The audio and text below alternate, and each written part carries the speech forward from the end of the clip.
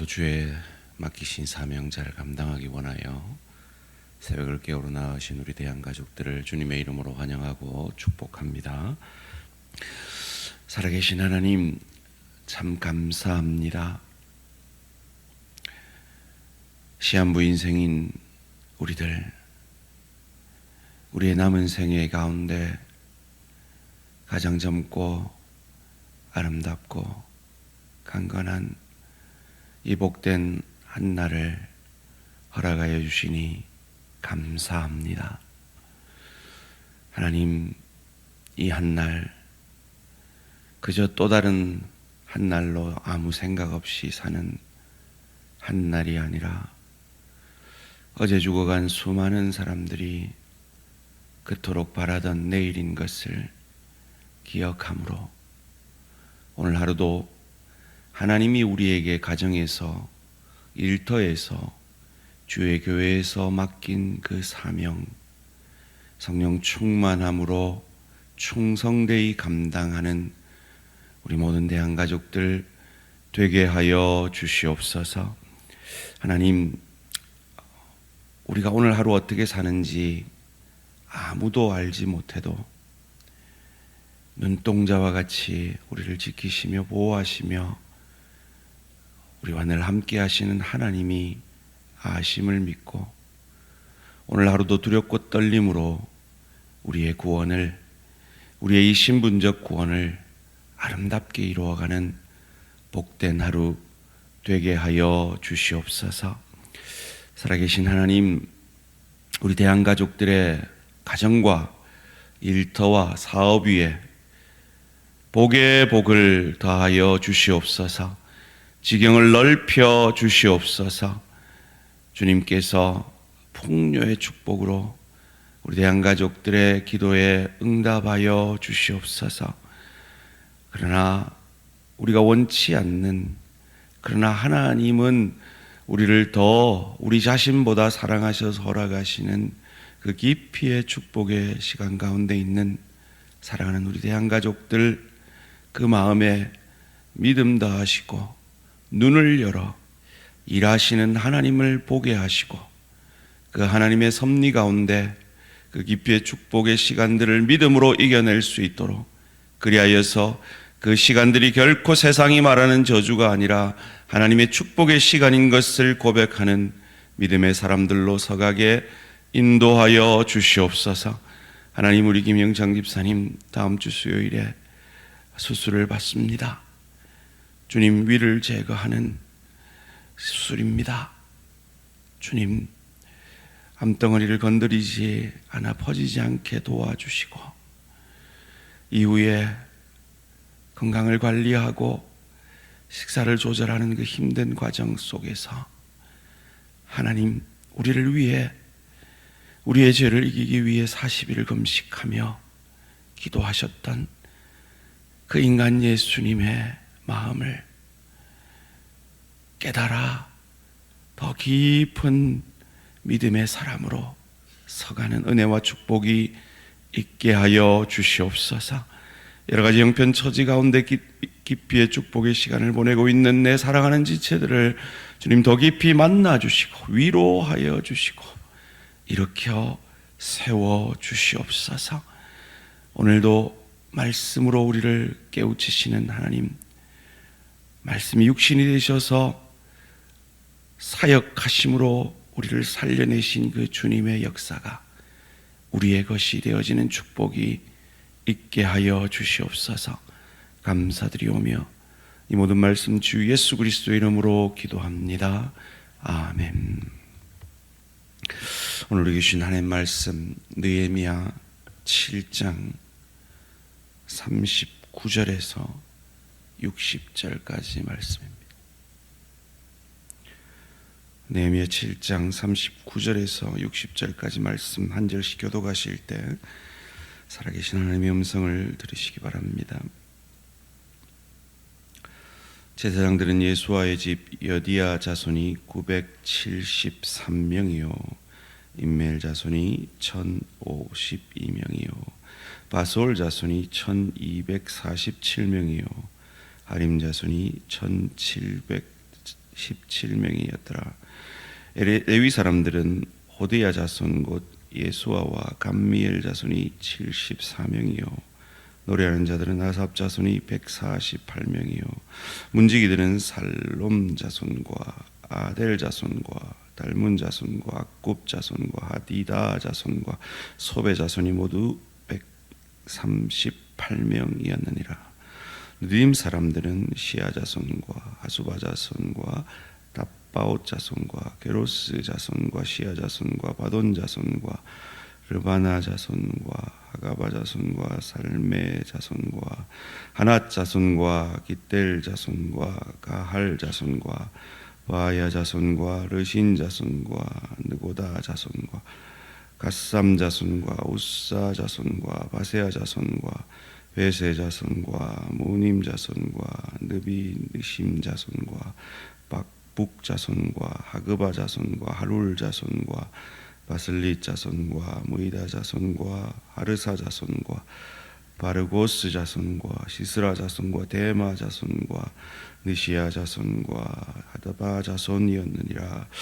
솔로몬의 신하의 자손은 소대 자손과 소베렛 자손과 부디다 자손과 야할라 자손과 다르곤 자손과 기델 자손과 스바야 자손과 핫딜 자손과 보게레하 스바임 자손과 아몬 자손이니 모든 느디림 사람과 솔로몬의 신하의 자손이 392명이었느니라.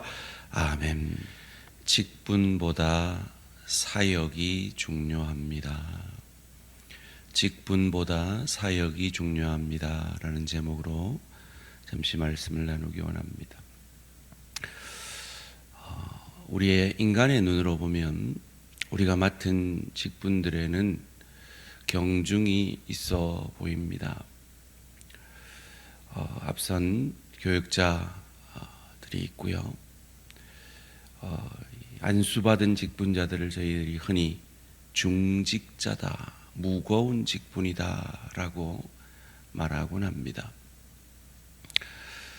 그런데 하나님 앞에 섰을 때는 우리는 우리가 어떤 직분을 맡았었느냐로 평가받는 것이 아니라 어떻게 사역했는가로 평가받을 것임을 오늘 본문이 우리에게 말해주고 있는 듯 합니다. 느헤미야 6장까지는 느헤미야가 성벽을 완성하지요. 그런데 성 안에 살 사람이 없습니다. 왜냐하면 예루살렘 성 안이 완전히 황폐화되었기 때문입니다. 여러분, 교회는 건물이 아닙니다. 교회는 하나님의 사람들의 모임입니다. 그러기에 사람이 중요하죠. 성벽은 세워졌지만 살 사람이 없으면 아무것도 아닌 것입니다. 그래서 이 느헤미야는 모든 지도자들을 성 안에 살도록 느헤미야의 11장에서 말합니다. 그리고 백성의 10분의 1을 제비 뽑아 의무적으로 살게 합니다. 그리고 자원하는 백성들을 성 안에 살도록 해서 이 예루살렘 성을 살리려 합니다. 이런 지혜를 어디서 얻었느냐? 우리가 어제 묵상한 5절에서 느헤미야에게 하나님의 감동이 임했다 그럽니다. 느헤미야가 뭐 할 때 하나님의 감동이 임했을까요? 기도할 때였을 겁니다. 소원합니다. 우리 대양의 새벽에 기도의 용사들에게 오늘 이 새벽에 기도하실 때 하나님의 감동이 임하시기를 주님의 이름으로 축원합니다. 하나님의 감동이 임해서 든 생각이 에스라 2장이었던 거죠. 에스라 2장에서 90년 전에 이 1차 포로 귀환자의 명단이 있었음을 하나님이 깨닫게 하십니다. 그리고 그 명단을 기록한 것이 오늘 이 8절에서 이어지는 이 7장 전반에 걸친 말씀입니다. 8절에서 38절까지는 일반 백성들의 명단이 나옵니다. 그리고 39절부터 42절까지는 제사장 그룹의 명단이, 43절에서 46절까지는 레위인들의 명단이, 그리고 47절부터 60절까지가 르디딤 자손의 명단이 나옵니다. 그리고 61절부터는 근본을 모르는 사람들의 명단이 나오죠. 그렇습니다. 겉으로 보기에는 뭔가 경중이 있는 듯 보입니다. 우리 눈에는 앞선 제사장 그룹도 있고 레위 그룹도 있고 이 성전의 허던 일을 맡았던 것으로 보이는 느디림 사람도 있고 정말 근본도 모르는 사람들도 있는 듯 보입니다. 그런데 이들이 포로로 귀환했던 이 숫자를 보면 그들이 그들의 사역에 대해서 어떤 태도를 가졌는지가 짐작이 됩니다. 제사장 그룹은 엄청 많습니다. 그런데 놀랍게도 레위 사람들의 그룹이 360명밖에 안 됩니다. 그것도 에스라 8장 15절에 보면 그 에스라가 강가에 출발 3일 전에 모입니다. 사흘 동안 모이는데 레위 사람이 아무도 없어요. 그래서 끌어모아서 온 게 360명입니다. 그런데 성경에 46절부터 60절까지 르디딤 사람, 이 성전에 허드렛 일을, 레위인들은 제사를 도왔던 사람들이고 이 르디딤 사람 허드렛 일을 했던 사람들이죠. 그런데 그들의 그 명단을 아주 자세하게 긴 구절을 활용해 인정하고 적고 계십니다. 직분이 중요한 게 아니라 어떻게 사명을 감당했느냐가 중요합니다. 사랑하는 성도님들, 여러분 이 그룹들 가운데 어느 그룹이신 것 같습니까? 이 그룹을 오늘날의 일반적으로 제사장은 목회자다 이렇게 말할 수는 없습니다. 왜냐하면 우리는 모두 왕 같은 제사장이기 때문입니다. 그런 의미에서 내가 내 맡은 사명을 어떤 마음으로 감당하느냐가 하나님 보시기에 그룹이 나누어지겠죠. 2024년 한 해 여러분은 여러분의 맡은 사명을 어떤 마음으로 어떻게 감당하셨습니까? 그리고 다가올 2025년에는 어떤 마음으로 어떻게 감당하기를 원하십니까? 이 제사장 그룹들이 왜 이렇게 많이 왔을까요? 그들의 맡은 사명을 귀중히 여겼기 때문일 것입니다. 이 바벨론의 화려한 문명보다 내가 이곳에서 누릴 이 세상의 연락보다 하나님이 내게 맡기신 사명이 귀하다는 마음을 가졌기 때문일 것입니다. 소원합니다. 우리 대항의 모든 왕같은 제사장들에게 이 제사장의 마음이 허락되어지기를 주님의 이름으로 축원합니다. 그런 마음으로 하나님 앞에 섰을 때에 하나님은 영원한 영광으로 우리에게 갚아주실 것입니다. 그런데 레위 사람들이 왜 이렇게 적게 모였을까? 아니, 강가에 갔을 때 하나도 안 모였어요. 왜일까요? 가면 황폐한 예루살렘 눈에 보기 뻔하거든요. 고생길 눈에 보기 뻔하거든요. 70년 동안 바벨론에 살았는데 그곳이 너무 익숙하거든요. 그곳에서 누릴 그 영광이 있거든요. 쾌락이 있거든요. 기쁨이 있거든요. 그런데 성경은 그러한 자들은 하나님 앞에 섰을 때 영원한 수치를 당하게 될 것이라고 말하고 있습니다. 다시 한번 여쭙니다. 여러분은 이 그룹 가운데 하나님 보시기에 어떤 그룹에 서실 것 같습니까? 하나님의 감동이 이 새벽에 우리 모든 대항가족들에게 임하여서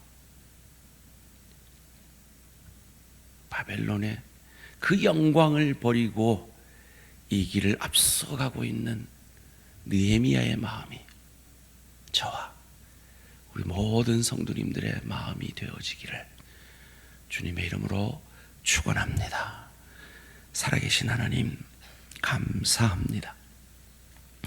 우리에게 직분 주시고 사명을 맡겨주시니 감사합니다. 그런데 우리가 하나님 앞에 섰을 때는 내가 목사였습니다, 장로였습니다, 권사였습니다, 안수집사였습니다로 평가받는 것이 아니라 내게 맡기신 사명을 충성스럽게 감당함으로 평가받는 것을 오늘 이 느헤미야 말씀을 통해 받음으로 두렵고 떨림으로 구원을 우리에게 맡긴 사명을 주님 부르시는 그날까지 충성스럽게 감당하는 우리 모든 대한가족들 되게 하여 주시옵소서. 주님 2024년 성전에 하나님 나라를 위해 주의 교회를 위해 아무도 알아주지 않아도 이름 없이 빛도 없이 느린 자손들처럼 성전에 허드렛 일을 충성스럽게 감당한 주의 사람들을 축복하여 주시옵소서. 감사드리오며 이 모든 말씀 주 예수 그리스도 이름으로 기도합니다. 아멘. 하늘에 계신 우리 아버지여, 이름이 거룩히 여김을 받으시오며 나라가 임하시오며 뜻이 하늘에서 이루어진 것 같이 땅에서도 이루어지이다. 오늘 우리에게 일용할 양식을 주시옵고 우리가 우리에게 죄 지은 자를 사하여 준 것 같이 우리 죄를 사하여 주시옵고 우리를 시험에 들게 하지 마시옵고 다만 악에서 구하시옵소서. 나라와 권세와 영광의 아버지께 영원히 있사옵나이다. 아멘. 오늘은 한국 기독교 군선교와 성교후원교회 협의회와 한서교회 원목실을 위한 기도 제목입니다. 한국 기독교 군선교는 특별히 부산 경남 인근의 군대에서 복음 전하고 그들을 위로하는 사역을 하고 있습니다. 성교후원교회 협의회는 우리 KPM 선교 사역이 더 잘 되도록 후방에서 지원하는 단체입니다. 한서교회 원목실은 한서병원 원목실은 한서병원에 오는 환자들을 돌보고 복음 전하는 단체입니다. 한국 기독교 군선교와 성교후원교회 협의회와 한서교회 원목실을 위해 기도해 주시기 바랍니다. 오늘 하루도 승리하시기 바랍니다.